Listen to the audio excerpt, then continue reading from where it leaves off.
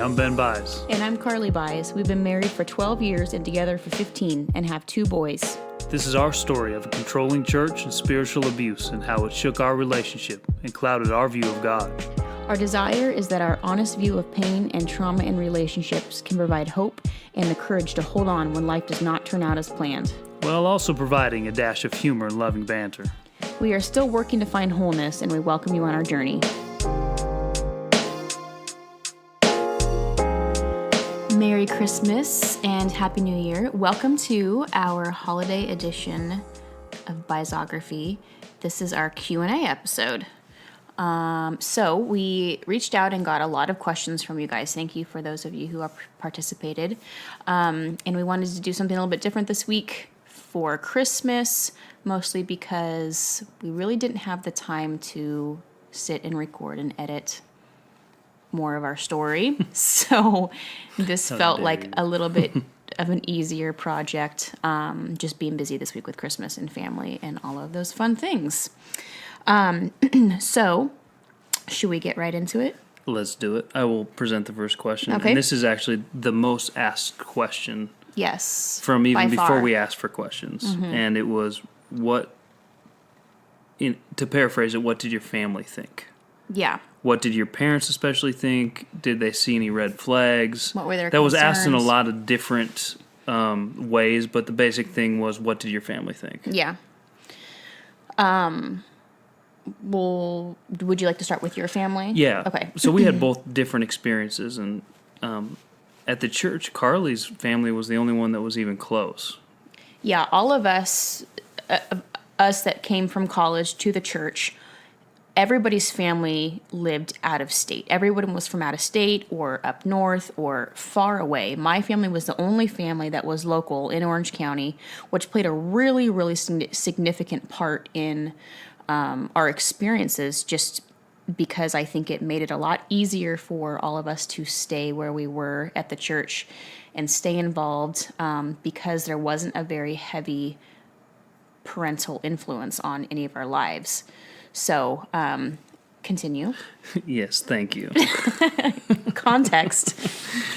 So, my family was all in Colorado. We have to realize about the situation was that before we went to the church, we were in the Bible study we talked about in college. That Bible study actually did a few sessions in Colorado, and the leader of that Bible study was thinking about forming a group in Colorado. During those sessions in Colorado, my family came and was really touched by God, and their lives were dramatically changed, heard God, felt Him in different ways, and were really almost like we were when we first attended the Bible study, like, wow, my eyes are open to a real God that's living and moving. And they were really current, encouraged by like the gifts that God had put in them, and felt like they had something to offer. And yeah, so that was a big thing with my family, is seeing that. And then even my brother, who was really brought back into track by God at that time, and now is leading a church, and will a lot of times say from that Bible study and from the church we were at is where he really felt like God got him back on track and propelled him into his destiny of being in ministry. So all that being said, my family looked at me as almost like a trailblazer. Some people did. I'm sure some families thinking like, oh, you're not really. But anyway. Some of your most immediate family. Yeah, I guess they respected me as knowing that I was following God. I know that some had concerns, but I was so headstrong and stubborn at the point that it didn't really register with me. I was like, look, I'm following God. You know, you've seen the fruit of it, and that's all you need to know. And they were just far enough away, too, that because of the good experiences with the Bible study in Colorado, it kind of clouded their view on maybe a lot of the negative things that were happening at the church, too. And they would when they came to visit, they would come to church with us. And it was a good experience. Yeah. It's not like we're in a compound drinking Kool-Aid, you know? It was a lot more subtle than that. So from the outward workings, all it looked like was I was serving God, which I was doing in my heart. So for a family so far away, I know after we left, there was a lot of people that said that they had concerns, they just didn't voice them. And a lot of it was because they knew I wouldn't listen. You know, I felt like we were in a position where we were following God and giving Him everything. And something that was brought up a lot was the passage where it says you have to, if you don't hate mother and brother and sister and wife and son and daughter in order to follow me, you're not worthy of me. And our pastor never said that about himself, but it was often preached about who God was in our life. And I thought, well, yeah, I love God more than anything. And if part of it is I need to cut off friends or I need to cut off family, then I'm going to do it because I love God. And so that was another small manipulation that takes you away from people and outside influences and makes you think that, you know, your relationship with God is special, which it is. I mean, everyone's relationship with God is special. He loves everyone as children. So, but when you're in a almost an elitist section like that, and you're the remnant, and you know all that other junk that isn't true heart of God Christianity, it allows you to feel like you're in a place where no one can really speak anything to you, and then when you have family that's so far away, they can sense that anyway, so they're just happy that you're at least following God and trying to do His will, and the things that they don't 100% agree with, they don't really see the full context of it. So for me, it was, I think my family had some concerns, but all they saw from the outside perspective was me serving God and a lot of the good things. It was hard to see some of the other things. They didn't know how much I was away from my family and some of the struggles we were having. Mm-hmm. Yeah, and with my family, it was a little bit different because they were local. And I think it's important to remember, too, that even though my family was local and Ben's wasn't and everyone else's wasn't necessarily local, we didn't share what they hardly knew anything that was going on. They knew as little as they needed to know in order for us to keep a relationship with our family. And I think, that was really early on. I think they asked, questions, and we gave as little detail as possible to keep from being questioned. So they really didn't know a lot of the details and a lot of what was going on, which made more sense why we stayed there as long, because I think people are kind of thinking, well, if this was going on from the beginning, like, why didn't somebody try to help? And I think people did try to help, but like Ben said, there was like a sense of pride that we had that nobody knew better than we did. Nobody could convince us or tell me or tell us that what we were doing was not right. And I think that's something that's really hard for family now to, oftentimes they'll say like, oh, I wish that we did more. I wish that I said more. And there wasn't anything anybody could say that would have saved us during that time. Yeah. And you got to think too, that 90% of what we were doing was very good. Right. It was the over the top service that was a little bit out of whack, that was breaking our relationship apart, because if you look at it from outside perspective, it's like, wow, yeah, they are doing amazing things and they're seeing lives transformed. And again, I just bring it back to, it's not like we're in a compound and, in robes and drinking Kool-Aid and all this weird stuff. We were at a church in LA. It wasn't this over the top, outright craziness. Yeah. Which it never is. Manipulation is so subtle in ways, and that's why we stay there for so long. But back to my relationship with my family, me and my family are super close, and we had family functions all the time, and oftentimes Ben wasn't there. He wasn't able to be there because of whatever reason at the time. And I got really good at just covering up for you. Yeah. I think it got to a point where you were gone so much and no one knew the extent that you were gone, from your own house with me. Yeah. They're like, oh, this one night we're having family get together. Yeah, and can't Ben come. Just can't and you're come. like, oh, yeah, he's really actually never here. Just another Tuesday. But I think I got good at covering for you. And again, just kind of shutting the conversation down so I couldn't be asked too many questions, but also always painted it in a positive light, because I knew that if I made any sort of mention of like, oh yeah, he works too much, or any sort of negative connotation about what you were up to, or just anything negative in response to somebody questioning what was going on, or even just asking questions, not even questioning, but just wondering, I knew I couldn't respond. I had to respond positively, about all the great things you were doing, and this is why. I had to have a reason, because otherwise I knew I would kind of back myself up into a corner, and I couldn't allow myself to do that, because where would I go from there? Really, it's a total trap.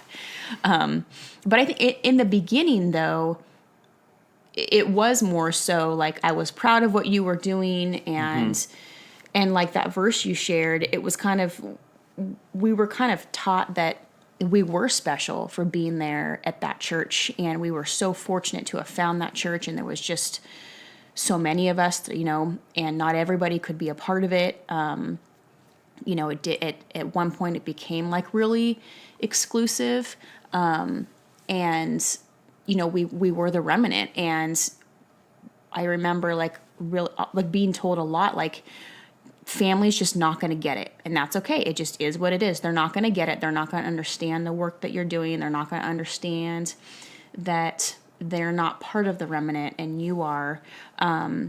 So I think that's where that pride came from. Yeah. Like, we're just like, we know more, we have more of God's spirit than you do.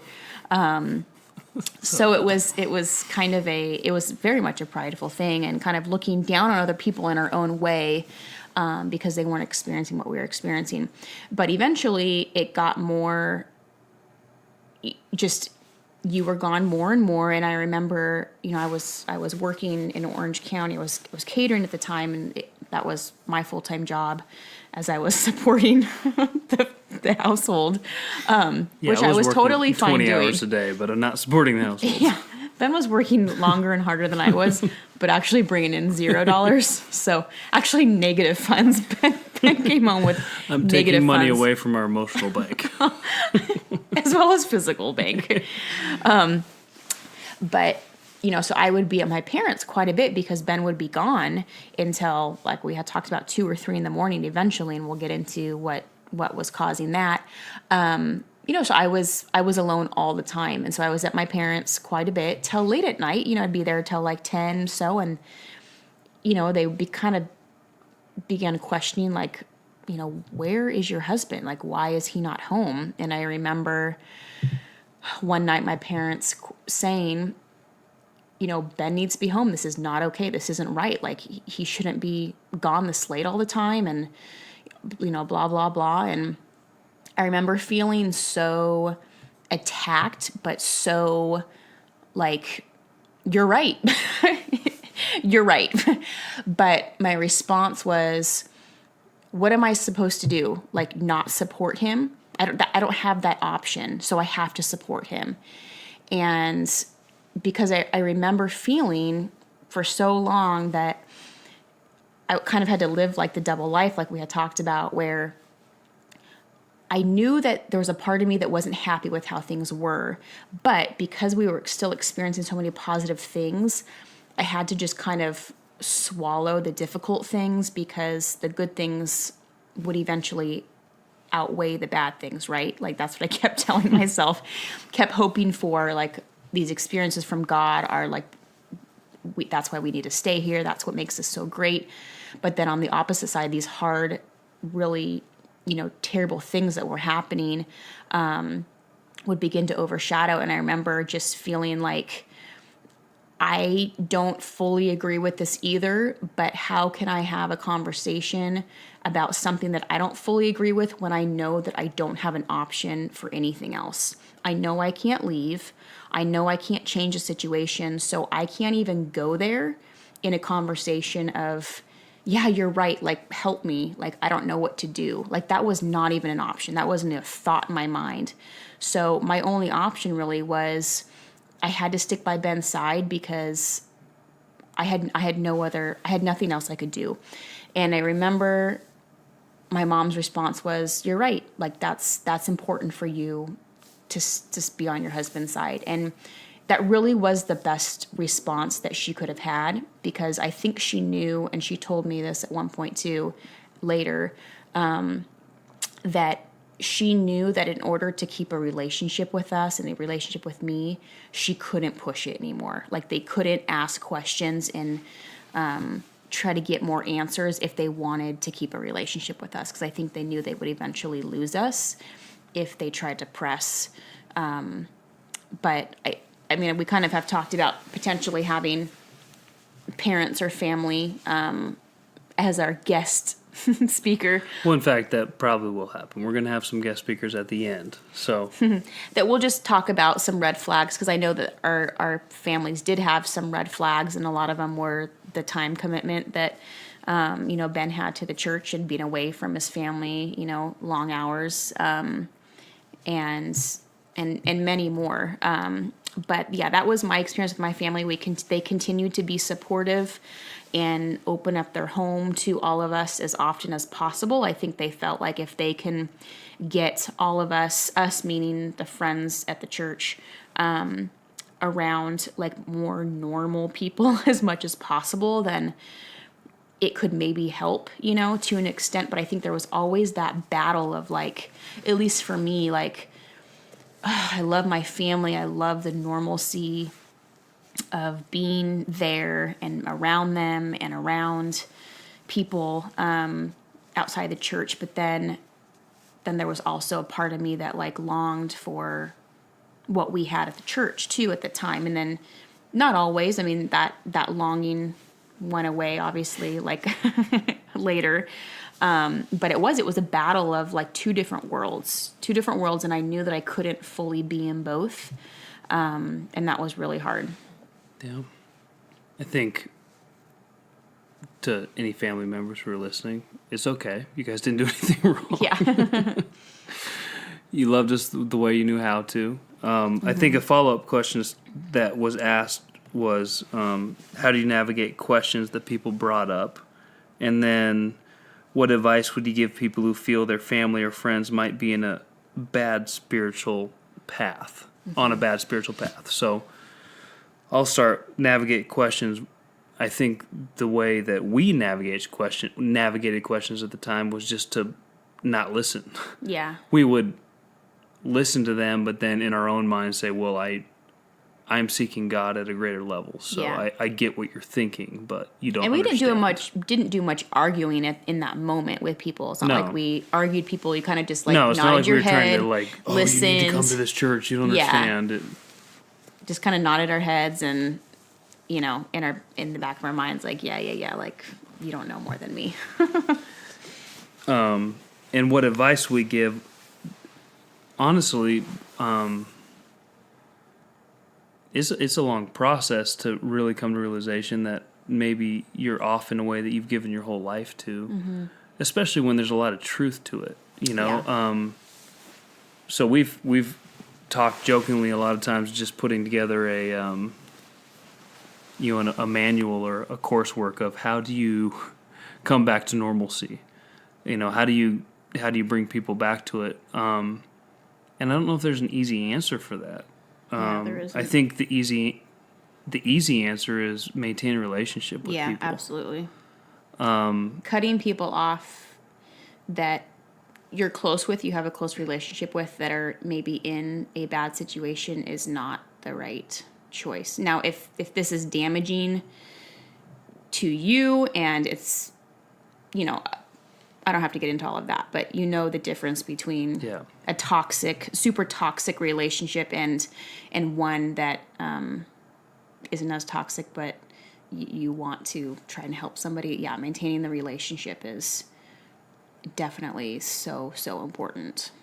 And I think an important thing, and we'll get into it when we left the church and started our healing process, is finding some people that have been through similar situations that can speak normalcy into it. So one of the suggestions I would give to you is see if there's a way that someone's been through a similar situation could speak with them, not in a condemning way. And that's the biggest thing. You never want to, no matter what situation people are in their lives, whether they're sinning rampantly or in a church setting that's a little bit off, no one really responds to condemnation. Yeah. But they respond to conversation. So what has healed us a lot over the years is people who've been through similar situations saying, look, you're okay. You're not a horrible person. You're not crazy. Mm-hmm.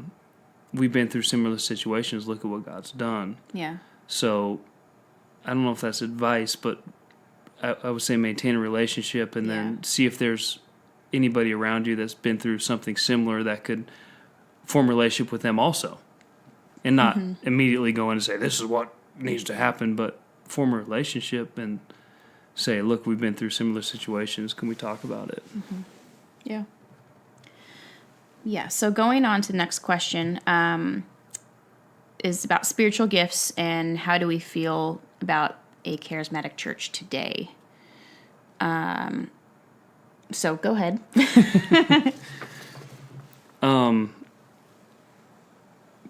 Yes, we believe in spiritual gifts. I think to not believe in spiritual gifts is not to believe part of the Bible, and I believe the Bible is infallible and true. I would say for us in our lives, I believe God to do the miraculous and impossible. And I believe that God can touch and is real and in the moment. But I think when we come down to leadership and who we want to associate ourselves with and who we want to follow in a way as far as being a part of their church, we look more at spiritual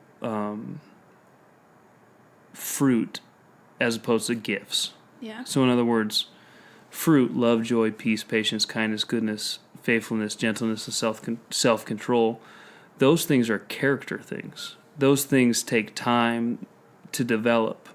It takes deep-rooted life with God, whereas spiritual gifts, those are an outward expression of what God wants to do to touch his people. And it's a long, I think, theological discussion when it comes down to it. Like, well, can someone really work in God and not be right? And yeah, I believe they can. I think the Bible says God's gifts are given without repentance. In other words, you don't have to be perfect to operate in God's gifts because God loves his people. Mm-hmm. So if I'm being ministered to by somebody who's not right with God and his life is a mess, I believe that God loves me enough that his giftings in that person can still work. AKA our entire church experience. But God's fruit can't be mimicked. Yeah. Fruit takes time. Fruit takes character. So I know that's not a perfect answer, but I feel like, yes, we believe in the spiritual gifts and we love God working and moving, but I think the gifts of the Spirit the fruit of the Spirit is much more important than the gifts of the Spirit because that takes more time and takes real character. Mm-hmm. And the focus is more on God than it is on yourself operating in a gift. Right. At the same time, I would be totally fine never attending a church that speaks in tongues again. And next question.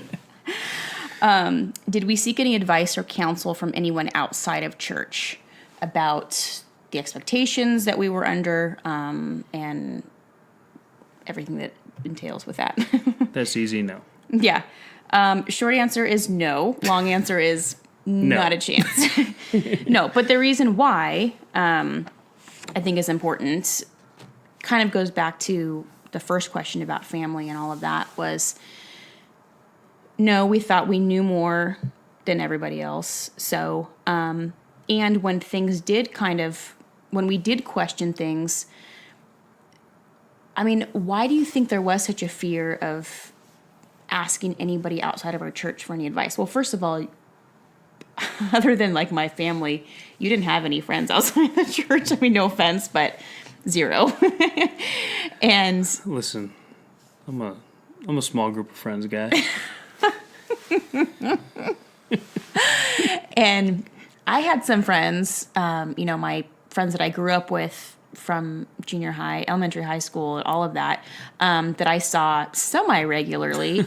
But, you know, again, I knew how to keep them off my back just enough to appease them with answers if they had questions, but never would I have ever sought them for advice in something, because how can you ask me for advice in something that you're not really sure that you believe in, when you know that you can't leave and you can't change the situation? And I knew that I could never have a conversation with Ben regarding any of this, so that it felt totally like I'm on my own in this, or it's between me and maybe some other women in the church that I would try and seek some counsel. But even that, it was really hard to seek counsel and not be considered somebody who was like causing discord, aka a Jezebel. So I didn't want to be known as somebody that was causing a ruckus because I wasn't fully on board, or having a hard time agreeing, or a hard time believing in what Ben was doing, or what the church was doing, or what was being required of him. So, you know, we constantly talked about how it was important to be a submissive wife and all those things. So no one could really fully understand all of the context of what we were going through to give any sort of advice. And I think maybe deep down we knew the advice would be like, that's wrong. Get out of there.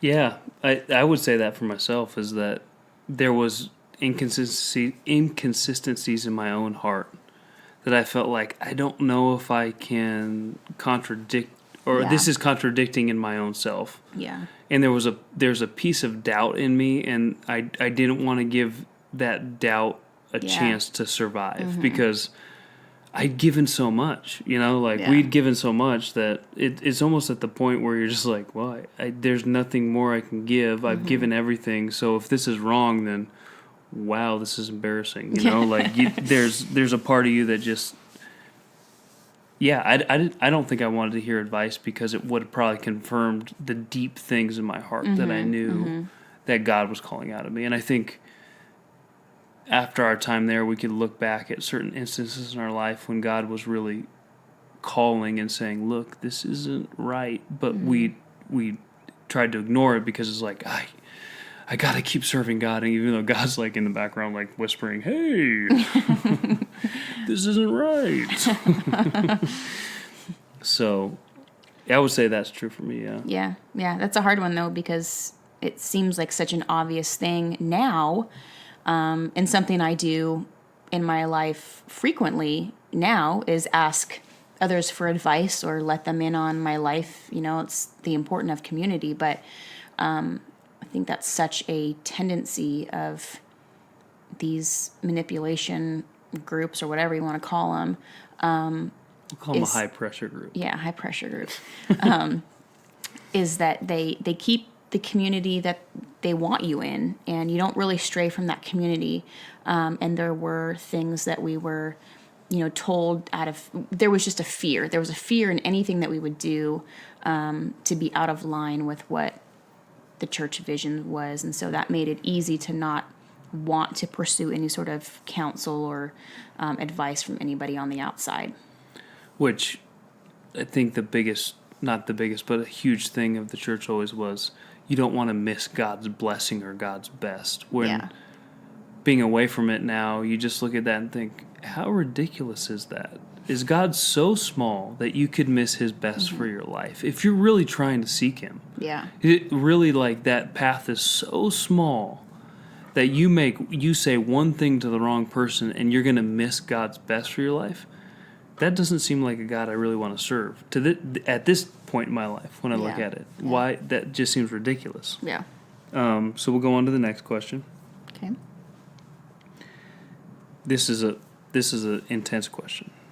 Kind of, I don't know. In a world so broken in so many ways, how would you encourage young people that there's light at the end of the tunnel? Good question. I don't know. Still in the middle of that tunnel. It seems so dumb and simple, but I would say God is God. Situations are hard.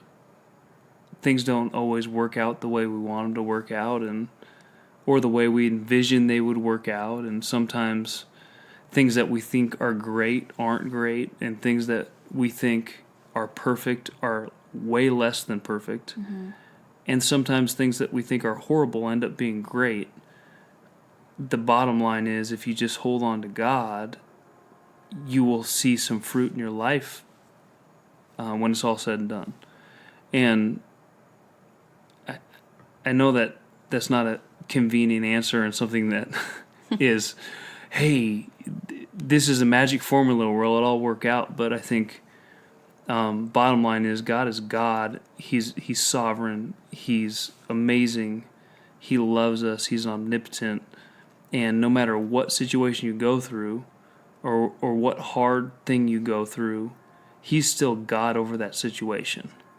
And He can bring good from it. And He can bring fruit from the most barren land. And I feel like when we've been through our hardest times, I always look back at that passage in Isaiah that says that he brought out rivers in the desert. And I think about the flowers that take 7 years to bloom, and they're in the desert under the ground, dead, and 7 years later they come up and bloom.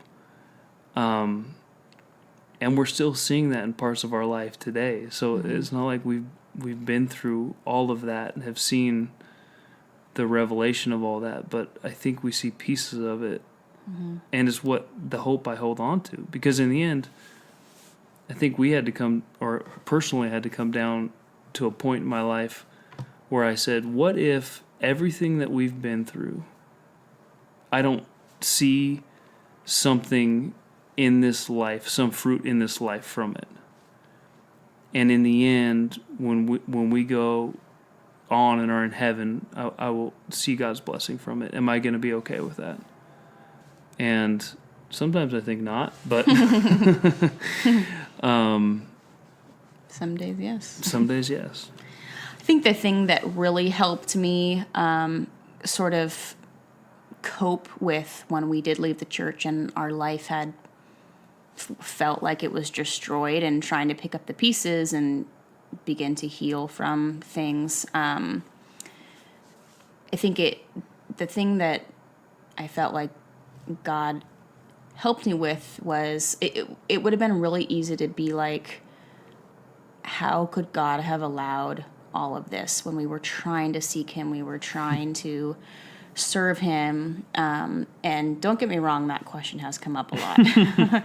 But I think what I've chosen to put my focus on instead, that has really helped me is not that God allowed these things, because I think it's such a common thing that people say, like, God allows these things and all things work together for the good of those who love Him. And honestly, I hate that. I hate it when people say that, because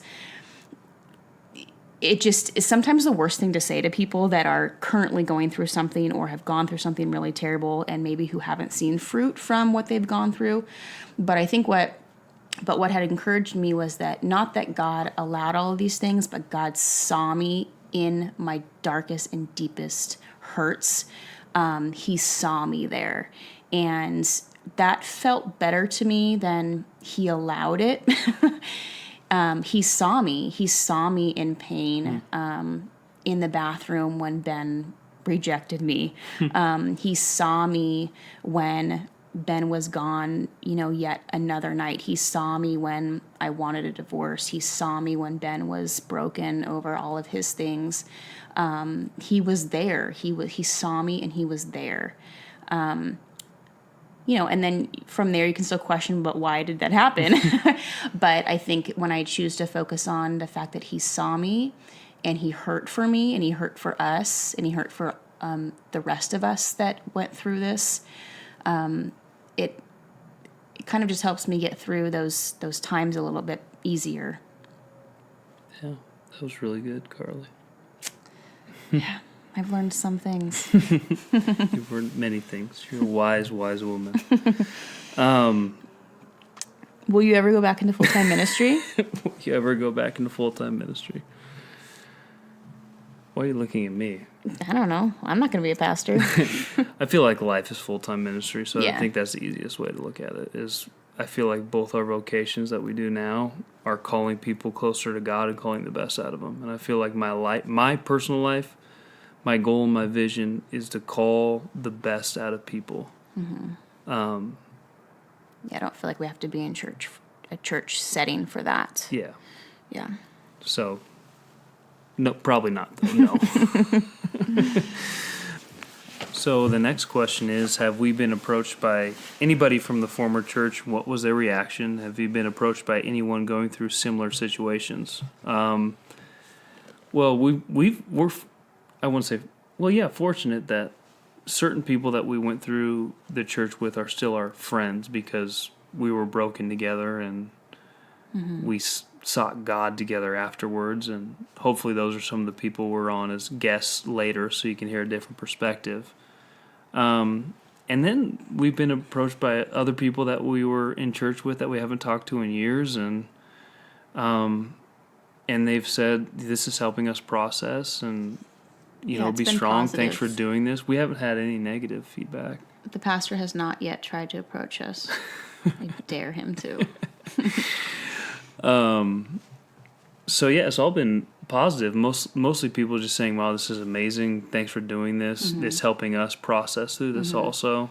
Because I think when we did finally leave the church, we kind of all went our own separate ways to kind of just really heal on our own. I don't think we knew how to really process anything together post the church. So it was kind of like we just all went our own separate ways. Some people fell away from God completely and are living a completely different life. Others have gone to the opposite extreme. And others have just kind of fallen by the wayside. And some are, still serving God just in other capacities. But it is really sad to see those who have really completely lost their faith through this. But it was too hard to really keep in touch with a lot of people after we left.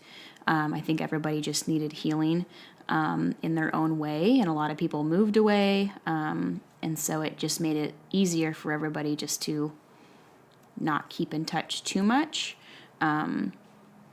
But then we've kind of found our way back to some people through this, which has been nice, years later, with some healing to be okay, I don't mind talking to you. Whereas maybe in the beginning would have been I'm not interested in talking to you because it just maybe it represents too many negative things for me right now. But yeah, it's been mostly positive so far, which has been great. Yeah, and been approached by anyone going through similar situations. We have a couple, and I would just encourage anyone who's out there who's going through that, or family members are going through similar things, reach out to us. And there's so many different forms of manipulation that doesn't have to be exactly the same, but God wants freedom for His people, and I think that's one of the biggest things that I continue to try to live out in my life or believe in is that God calls us to freedom, not to chains. Sin chains us, God frees us. And in so many of these situations, you're chained to the church, and there's so much fear. And it says specifically in the Bible, God has not given us a spirit of fear. So if anybody's operating in fear, they're not operating in God. There's no if, ands, or grays about it. It's black and white. If you're in fear, you're not in God. So that's the truth of the matter. Yeah. Those are most of the questions. There's some that we didn't get to, but I think we will address later.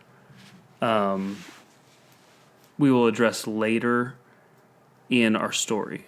And so hold on if you ask a question to get it answered. Trust me, it's coming up. One final question before we get into the final four is, what is Carly's favorite sauce? Or our favorite sauce, because I have a favorite sauce also. But go ahead, Carly. Oh my goodness, where do I begin? I don't even know if there's enough time for this.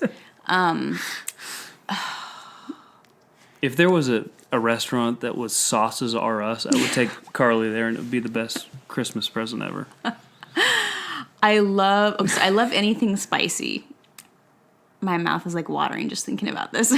Anything spicy. So like a good buffalo sauce, probably one of my favorites. I could eat that with anything. Yeah, but it's got to be like restaurant quality. I feel like bottled buffalo sauce just doesn't cut it. Also love the Tommy sauce from Bear Flag on their fish tacos. So good. Their sauce on their fish tacos, really any sort of like white sauce on a fish taco. Oh my gosh, so good. Those are the two that come to mind right now. What is your favorite sauce? I don't even know, other than ketchup. But Okay, ketchup. I don't understand how that's even a question. I guess I just don't think of that as like that's like a condiment. I yeah, don't guys, think of it as sauce. Ketchup is a sauce.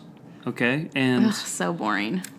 it's awesome I on mean, I love everything. ketchup, but Ketchup is awesome on everything. Ben eats And ketchup on everything. Everything. I did learn Oh my gosh. to my demise, it was probably only a couple years ago that I was that I let go of my stubbornness enough to know that if Carly cooked me dinner, I should not put ketchup on it. And it took me probably a couple years ago is when I first started doing that and saying, look, I don't need ketchup on this. You don't need ketchup on your prime rib, for goodness sakes. Okay, I didn't put on my prime rib, but if there'd we be went other to a things. steak dinner, you would. No, I wouldn't.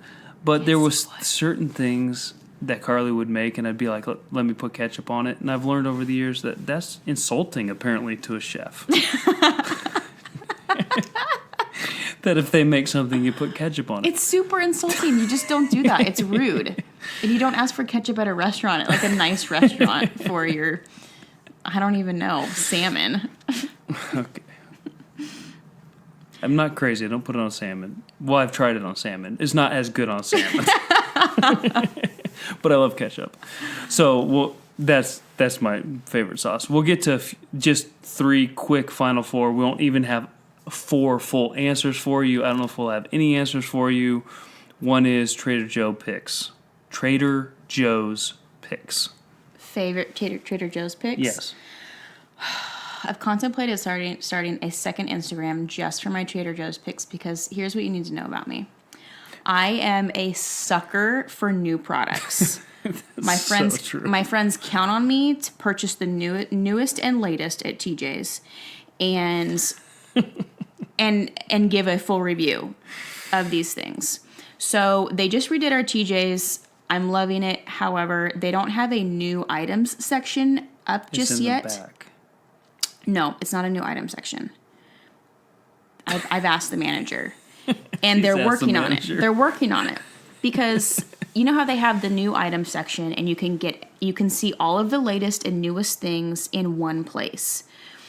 So then I'm not having to look for like the seasonal tag or the new tag that they have all over the store for products. So, and yes, I follow the different Instagram accounts, but sometimes those things don't come into our stores. Other times I've seen things that they haven't seen. So all that to say is I just trust myself over these Instagrammers. But I'm loving the Trader Joe's garlic sauce. It's by the hummus. It's like a hummus consistency. It's good on everything. So good. Truman calls it, oh my gosh, can I have some of that delicious sauce? Delicious sauce. His other favorite delicious sauce is the maple butter. Oh, yeah. Which he puts on pancakes, which is quite delicious. It's like a salty maple syrup, but the consistency of like a peanut butter almost. That's really good, and we are out of it, and they have not had it again since, which he's not going to be happy. Mom, can I have some pancakes with that delicious sauce? Every morning, every single morning. What are some other ones? Well, you don't want to ask me. I'm like the most boring person. I like the brown rice packets. The frozen brown rice Yeah, packets. I mean, oh my that's gosh, amazing. You're the worst. You're so boring. But that's amazing. Yeah, that is quite amazing. Oh, the chili sauce they have? Sweet chili sauce. Oh, yeah, They sweet have chili that sauce. everywhere, though. Okay, can we talk about the cauliflower kick for a second? Because this is really starting to piss me off. Okay, we get it. The cauliflower, it's a great substitute. I get it. However, we need to stop this cauliflower crust nonsense. It's terrible, you guys. I don't care if you're gluten-free, whatever. If you have allergies, I apologize. Then go for it. This is not a good substitute. You are better off making your own cauliflower crust with cheese and all of the other ingredients it has. But no, it's not good. It's so bad. Stop trying to make cauliflower happen. It's not going to happen. Well, that took a turn for the worse. I'm just getting really fired up about this. If I see one more thing about it. I I don't got really, another one. I don't shop at Trader Joe's very often. Carly usually does that. I don't know, the salads there are really good. Yeah, salads are good. Yeah, so go ahead. The pie crust. Yeah. And when I say pie crust, I mean pizza crust. The fresh pizza crust, excellent. Yeah, very good. They have an incredible jalapeno limeade that we use for margaritas. Can I say that? No one has ever had the virgin margaritas in this household. Anyways, a jalapeno limeade, a friend told me that's super, super good with tequila and super salted rim with extra limes. I thought of a couple other things. Their lavender body scrub for the shower is excellent. Smells super good. Makes your skin really nice and soft because of the oils in it. I really love that. I bought that like forever. Hold the Cone ice cream. Super good. I love mostly the holiday edition ones, so the pumpkin ginger ones. Pot stickers for the kids. Yes, frozen pot stickers, so good. Those are excellent. The frozen mini pancakes for the kids. They love those, the silver dollar ones. They're so good. Scandinavian swimmers, which are like the Swedish fish version. So good. Trader Joe's Swedish fish version. Excellent. So excellent. What are some other things? I don't know. Really, almost everything at Trader Joe's. Yeah, there's not a whole lot that we don't love there. Yeah, we're gonna have to cut that off now because it's just gonna go on and on if we talk about it. Fine. Another question we had was the best Christmas gift we had been given. Or gift in general. Gift in general. I'll start because this isn't the best gift I have ever gotten, but it just is a prelude to, I guess, our life together. Is the first time when we were dating and I had a birthday, Carly bought me some board shorts. I did? Yeah, board shorts. And because you didn't this own was any? significant. Because Oh my gosh. I'm from Colorado. Listen, I never had a swimsuit. I swam in mesh shorts. Seriously, how did you snag me? You're saying like you lived in Colorado, like that made it okay for you to swim in mesh shorts. That's not, I don't care where you're from, that's not okay. So anyway, the only thing I knew is that when you're going to the pool, you just put on some mesh shorts and you swim. Oh my gosh, what's the big deal? I'm so embarrassed right now.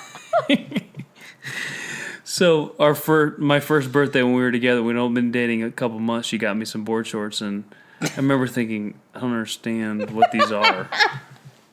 Like they don't even have mesh inside as like a swimsuit, but I thought, you know what, I'll roll with it.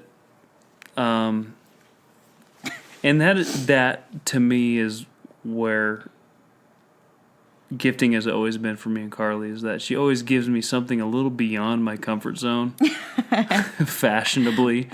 And now I would say I'm a very fashionable person, and I dress nice, but it's mostly because Carly bought me joggers once, and I'm like, what are joggers? And this was years and years ago.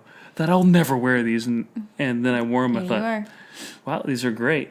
And mostly anything that I've gotten fashion-wise that's a little beyond Abercrombie shirts and cargo pants, which I wore in high school, Oh my gosh. has all been due to Carly. So I think that for me sums up gifts from Carly, is that she always pushes me to be better than I was before, especially when it comes to fashion. It's the gift that keeps on giving.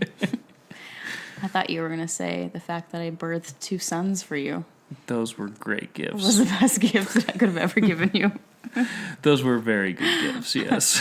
How about you? Have I Good ever closet. given you a good gift? So I wouldn't necessarily say this is like the best gift you've given me. And it's definitely not the best gift you've given me. Great.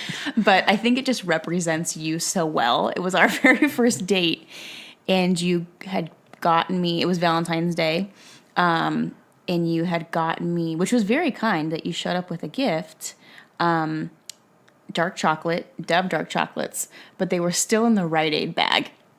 So that kind of represented who you were. There was thoughtfulness in it, but it wasn't fully thought out. And there was like a mini teddy bear or something. A gorilla. It was a mini gorilla. I promise you it was in there. I Oh, remember yeah, the little buying stuff. it. Yeah. Okay. So back to my point. It represented you perfectly. You were thoughtful, but you don't fully think through all the way to think about maybe I should take this out of the Rite Aid bag with the receipt. So I liked that gift because that's Ben in a nutshell. Thoughtful gift and unthoughtful bag, I guess. And the last one, and this will be the final, I guess, question of the day. We won't do a Final Four tonight. These are our Final Fours. It's a different holiday edition. Christmas movies, I don't know where to start, okay? We love Christmas in this house. We love Christmas movies. I will give you mine. Elf, The Holiday. Muppets Christmas Carol is my number 1. By far the best Christmas movie ever made. Oh my gosh. It's wow. unreal. I love it. And because of Carly, It's a Wonderful Life. Yes. Was that 5? And Home Alone. Sorry, there's too many. There's so many more. I know. Anything that's on. So good. There's so many great ones. Okay, so my top are number 1, It's Wonderful Life. We watched that every single Christmas Every Eve Christmas growing Eve. up. That was our tradition. We got In-N-Out Burger after Christmas Eve service. We went home, watched It's Wonderful Life ever since I was little. I was reluctant to that tradition. And I think probably in the past 4 years, I've really just grown to love it. So Yeah, we thanks for didn't do pushing it. me. Well, I wanted to do it like when we first got married because it was like, traditions when you do when you grow up and then you get married and you don't do those traditions. It's like a hard transition to make your own traditions. So that wasn't even one we did, or we did it in the beginning and then we didn't, and then we got back into doing it, kind of in the past couple of years.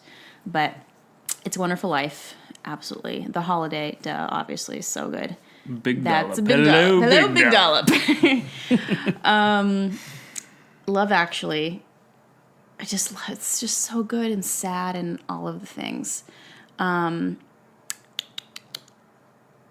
see, what else? White Christmas. Really anything that's musical. Love Holiday Inn as well. All the musical ones are just... Yeah, you do love those. I love musicals. Love, love, love, love musicals. So those are my top. Those are your top. Those are my tops. And there's so many more. Don't even get us started. Yeah. We'll talk for all the days. Santa Clauses are really good Oh, too. so good. Yeah. I mean, I'll even watch Christmas with the Cranks if it comes on. And that's not even like a great movie, but... Oh, National Lampoon's Christmas Vacation. I love that movie. So funny. Yes. So It's a good. Just a classic. It's a classic. Reminds me of everything good about growing up. You had mentioned Home Alone. We watched Home Alone 2 last night. That Yeah. was excellent. You hadn't seen it? You didn't Well, think I you'd don't- seen it, or yeah, you just didn't remember I it? just didn't remember it. Okay. Yeah, I think you just didn't remember it. I think that's... I can't think of it. I mean, Hallmark Christmas Channel, obviously. I mean, need I Just say the anymore? worst. Every movie's the same. It's Why just, is it? But that makes it so good. My favorite ones are with Candace Cameron. Those ones are by far my favorite because I feel like she's the best actress in all of these Hallmark channels. Here's what I have a hard time with. No, go ahead, and I'll tell you what I have a hard Here's time what I have a with. hard time with. When actors or actresses play in more than one Hallmark Christmas movie, I'm confused at like their character. Like you were Amy in this movie and now you're so-and-so. Like I just can't get it straight. So that's hard for me. What's really hard for me is that everyone seems to be set in Colorado. And it's like, oh, the Evergreen, this little quaint town. or I don't know, they'll be like, oh, Englewood, this town. No, they never say that. But the Christmas in Evergreen, you were quite and angry I'm like, about. This is not what Evergreen looks like. I've been to Evergreen. This is not Evergreen. Like, this mountain town in the middle of nowhere. They definitely painted It's just like, Evergreen to be quite Evergreen, amazing. Evergreen is beautiful, but it's not what it portrays there. So I thought that was such a good one, Christmas in Evergreen. So good. But that's it. Yes, it is. Well, Happy New Year. It's almost New Year's at this point. Christmas is over. How sad. So sad. The worst time of Carla's year. Yeah. The Christmas letdown is so real. But Happy New Year. Thanks for hanging in there, and we'll see you next time.